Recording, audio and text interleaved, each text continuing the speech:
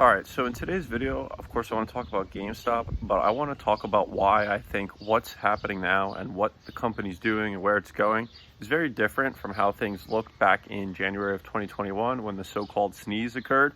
Of course, none of this is financial advice, just my personal thoughts and opinions, but I just want to lay out some things that appear to be different now and show that there is a lot of potential for the stock to go up.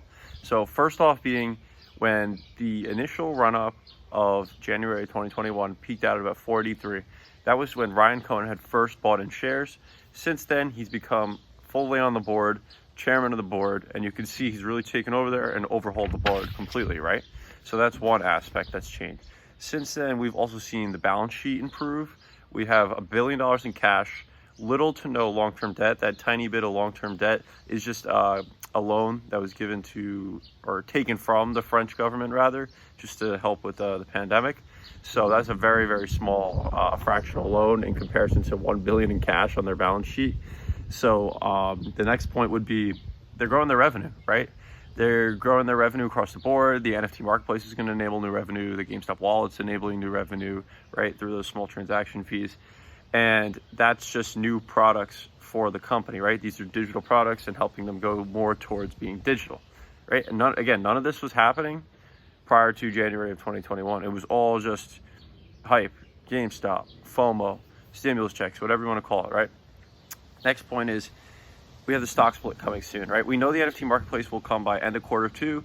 End of quarter two is July 31st. So we know we're getting that within like 40 days or so. The stock split, not so short, right? We don't have like an actual date yet, and we probably won't have one until it's just about time for the stock to split. That's kind of my theory. My theory is that GameStop's silence is their biggest weapon or power. So they're probably gonna use that to their advantage, and they know the shareholders are watching them very, very closely and see every very little move. So I'm pretty sure they know that as soon as they announce it, it'll be all over the place. Reddit, Twitter, social media, you name it, it'll be out there very quickly once it's announced, even if there's a short time frame that everybody's given notice, right? So I think that is another potential development, and I'm going to talk a little bit more on that at the end of this video.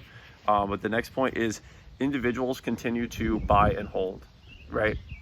So back in January 2021, right? Remember how I said it's like FOMO, a lot of FOMO? And a lot of people didn't really know what they're getting into. Now, anybody that's still in GameStop at this point, holding the stock, they know what they have. They believe it's an asset that is undervalued, and you can't be like, it's not as easy to be like, I don't know how to put this, like, if you're a short seller and you're trying to shake the tree to get longs out of a position, right? Like with volatility and whatnot we've seen with GameStop, you can do that if an investor is not confident in that company. But now you have a situation where so many individuals are literally going out of their way to direct register their shares and get them out of the DTC. That's how passionate they are about their investment. It's like, do you think they're uneducated on their investment and going to just sell through volatility? Not really. It doesn't really seem like it's happening anymore. It seems like all the paper hands are long gone at this point. So it's only diamond hands, right? And when I say diamond hands, I'm not saying that as a meme or as a joke. I mean, diamond hands is, to me at least, you find a company, you truly believe in it, you invest in it, and you buy when you can and when you see a good fit, and you hold. You hold to see what happens because you believe in it. Again, that's just my personal viewpoint, but that's what diamond hands is to me. And it seems like diamond hands are more prevalent than ever in the company because individuals know what they're invested in at this point, whereas January 2021 was a lot of FOMO.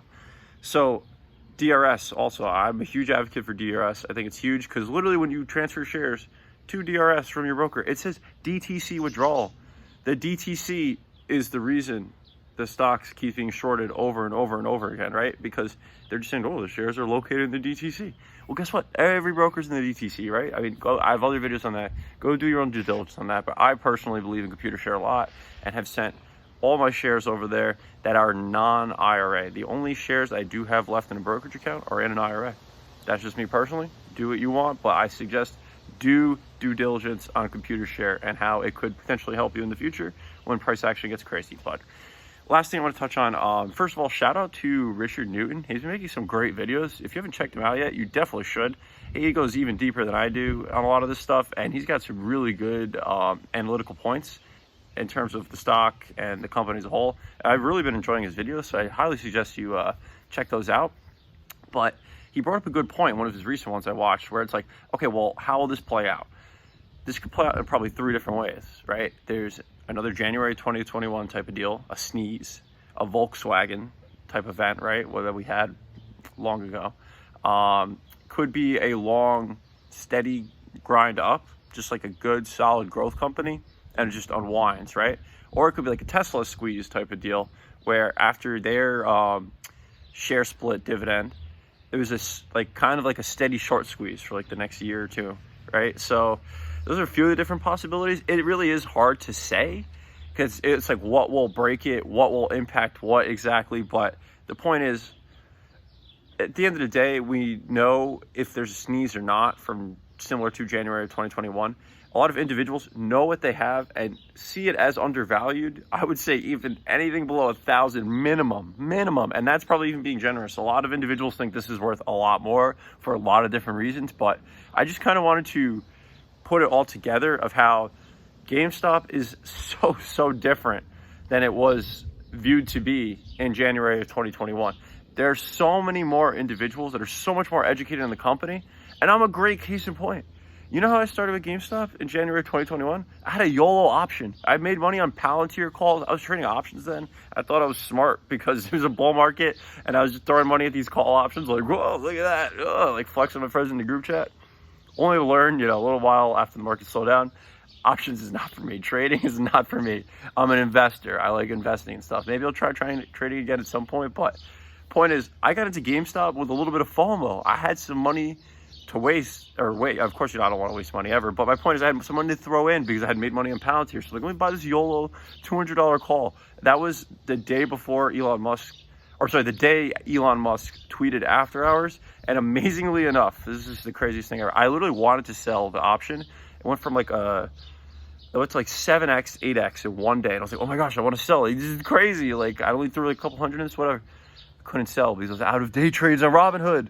Oh my gosh, I was still using Robinhood back then. But it was a blessing in disguise because then after hours, Elon Musk tweeted, and the next day the price just, and it really like impacted me greatly. And it taught me a lot because I kept trading options from there. I definitely didn't do well from part of that. I definitely didn't lose it all. A lot of that money did go into GameStop, but I put additional money into GameStop. My point being, now I am even making a channel and I'm doing due diligence on the company constantly, and I own just shares, right? I'm specifically holding shares because I believe in the company. I don't know if it's today, tomorrow, next year, whatever. I know where it's going. So for that reason, I would consider myself so much more educated on the company and think so many other individuals like me out there over this entire time period since January of 2021 have to have done more due diligence on GameStop. And doesn't even include the fact that there were people like such as Roaring Kitty, Deep Blank Value, right? He was doing due diligence and believed in GameStop before anybody else back in 2020. So there are still some people that have believed in it since 2020, and I would imagine a good amount of them are still in. So the saga continues. That's what I kind of always say. The GameStop saga continues. It's like, what's truly going to happen? I don't know. Or I should say, I think I know what's going to happen and where this goes eventually. But how exactly it plays out and how we get there, I couldn't even try and tell you. I could speculate all I want, and I'll continue to speculate and make educated guesses based on what I'm seeing. But it's hard to say. Nobody truly knows. This is definitely uncharted waters we're in. There's never been, as far as I'm aware, a single stock that's been so heavily removed from the DTC and direct registered. Not to mention one that has probably shorted its float hundreds of times over. Or I'm sorry, like the short interest would be hundreds of percents rather, right? Or maybe this float was shorted hundreds of times over. That's an even crazier thought, but that's kind of my general where we were in January of 2021 compared to where we are now in terms of GameStop and its stock. But hope you enjoyed the video. Like, comment, subscribe. Have a great day.